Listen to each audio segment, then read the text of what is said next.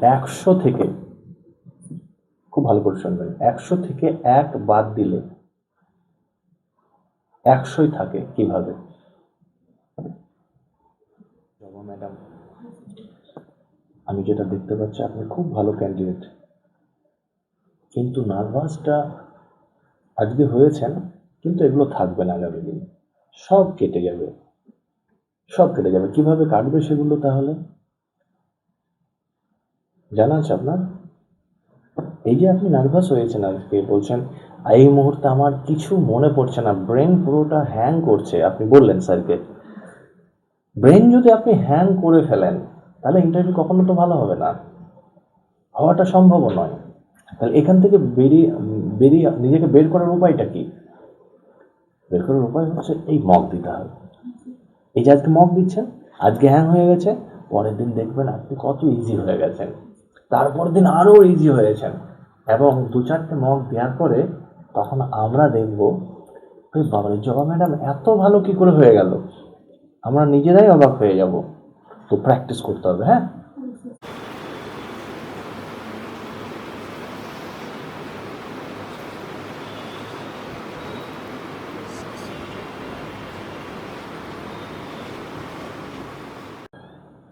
হ্যাঁ নিশ্চয়, আসুন আসুন, বসুন বসুন। হ্যাঁ হ্যাঁ হ্যাঁ, বলুন আপনার সম্পর্কে। স্যার আমি জবা মণ্ডল, জবা মণ্ডল, আচ্ছা। জবা, মুর্শিদাবাদ জেলা হুম সাগরদিঘি থানার অন্তর্গত হুম, হাতিগুড়ো গ্রাম থেকে আসছি। হ্যাঁ, আচ্ছা। তারপরে এডুকেশন স্যার কোয়ালিফিকেশন? 2010-এ আমি মাধ্যমিক পাস করি হুম, এবং উচ্চ মাধ্যমিক পাস আমি স্যার 2023-এ করি। বাহ। তারপরে এখন স্যার আপাতত আমি গৃহবধূ। গ্র্যাজুয়েশন করেননি? না স্যার। আচ্ছা, এইচএস কি কি সাবজেক্ট নিয়ে করেছিলেন? আর স্যার বেঙ্গলি হ্যাঁ আর সংস্কৃত হ্যাঁ, আর ফোর্থ সাবজেক্ট রাষ্ট্রবিজ্ঞান, আচ্ছা ইংলিশ। আচ্ছা আচ্ছা। আপনি গ্রুপ সি এর ইন্টারভিউ দিতে আসছেন তো? হ্যাঁ স্যার। হ্যাঁ, আচ্ছা। গ্রুপ সি এর কর্মী কত প্রকারের হয় জানা আছে আপনার? স্যার গ্রুপ সি এর যে কর্মী কত প্রকারের হয় এই মুহূর্তে মনে হয়। মনে হচ্ছে না। আচ্ছা, গ্রুপ সি এর মেন কাজ কি আছে? স্যার গ্রুপ সি এর মেন কাজ হচ্ছে স্কুলের যত নথিপত্র হুম চিঠিপত্র আদান প্রদান করা হুম এবং কম্পিউটারের মাধ্যমে হুম। কাজ কাজটিকে নিখুঁতভাবে সম্পূর্ণ করা। আচ্ছা, আপনাদের পরিভাষা কি বলুন তো? গ্রুপ সি এর একটা পরিভাষা কি? এটা কিসের জব? এটা জবটা হচ্ছে স্যার রেজিস্টার মানে এদেরকে এই কাজ যারা করে তাদেরকে একসঙ্গে কি বলে? এটা এক কথায় কি বলে? কর্মী তো সবাই, যেমন শিক্ষক আছে, তারপরে যেমন গ্রুপ ডি কর্মী আছে, যেমন তারপর ক্লার্ক থাকে, তো আপনাদেরকে কি বলবো? ক্লার্ক বলবো। আর ক্লার্কের বাংলা কি হবে? পিয়ন। ক্লার্কের বাংলা পিয়ন। আচ্ছা, বিদ্যালয়ে দেখবেন রেজিস্টার থাকে, রেজিস্টার থাকে, রেজিস্টার কত প্রকারের হয়? 8 প্রকারের। 8 প্রকারের হয়। কি কি বলা যাবে? দুটো নাম বলুন, দুটো রেজিস্টার নাম বলুন। স্যার এই মুহূর্তে মনে হচ্ছে না। আচ্ছা স্যার। ম্যাম, আদর্শ স্কুলের বৈশিষ্ট্যগুলো স্যার আমার যতদূর জানা আছে আদর্শ স্কুলের বৈশিষ্ট্য হচ্ছে একটা স্কুলে ঠিকঠাকভাবে পঠন পাঠন হওয়া এবং তার পাশাপাশি খেলাধুলা যেগুলো ঠিকঠাকভাবে পরিচর্যা হওয়া এবং মিড ডে মিলের যে ব্যাপারটা ওটাও ঠিকঠাকভাবে। বিধবা বিবাহ আইন কত সালে পাস হয়েছিল? আমি কিছু মনে করতে পারছি না। স্কুলে যে প্রেয়ার লাইন হয়, প্রেয়ার লাইনের গুরুত্ব কি?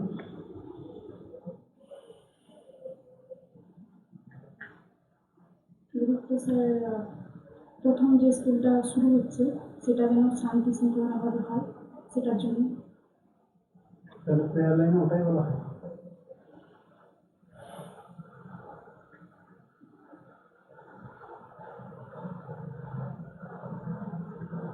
আচ্ছা ম্যাডাম, আপনি তো ভবিষ্যতে গ্রুপ সিতে সার্ভিস করতে চাইছেন, কেন?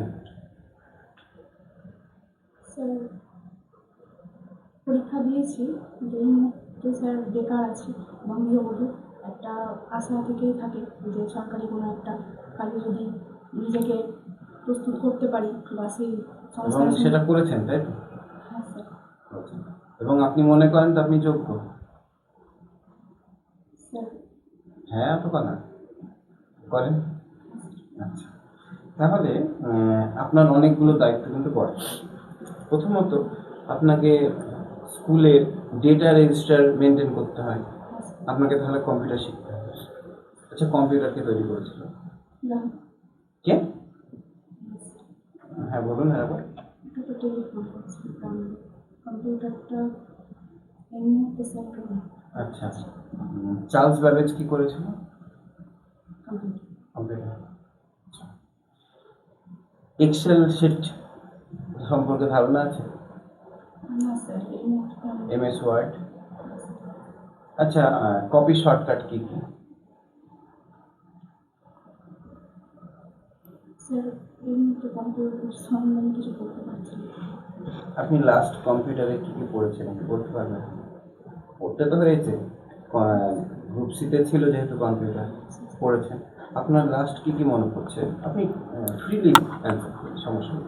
আমি স্যার লাস্ট মনে পড়ছে কিবোর্ডের যে স্ট্রাকচারটা, মানে মোটামুটি স্যার ওটাই মনে পড়ছে। ওটা কিবোর্ড, কি কিবোর্ড বলা হচ্ছে?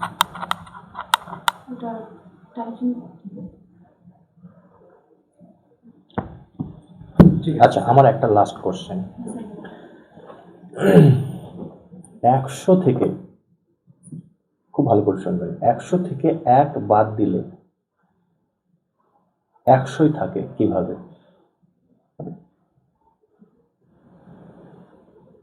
100 থেকে একবার দিয়ে হ্যাঁ, 100 থেকে 1 বাদ দিয়ে 100ই থাকে কিভাবে? সংখ্যা নয়, আমি আপনাকে ক্লু দিয়ে দিলাম, সংখ্যা নয়। বাদ দিলে 100টা থাকে কি? বুঝতে পারছি স্যার। হপলেস হয়ে যাচ্ছেন? আচ্ছা বেশ, ঠিক আছে, আসুন আসুন। হুম হুম, যাও বসুন একদম। ম্যাডাম, এত নার্ভাস কেন হয়ে আছেন আমি তো জানি না, কিন্তু আপনাকে বলতে হবে যে আপনি কেন নার্ভাস। স্যার আজকে প্রথম দিন আমি। এর আগেও তো কোথাও না কোথাও ফেস করেছেন। না স্যার, আজকে সাধারণ মানুষের সাথে কথা তো বলেন। হ্যাঁ অবশ্যই। আপনি এরকম ভয়েসেই কথা বলেন, কথা বলতে বলতে একদম চুপচাপ হয়ে যান? না স্যার, এরকমটা না। আমার সবসময় ভলিউমটা স্পিকার থাকে একদম আমার।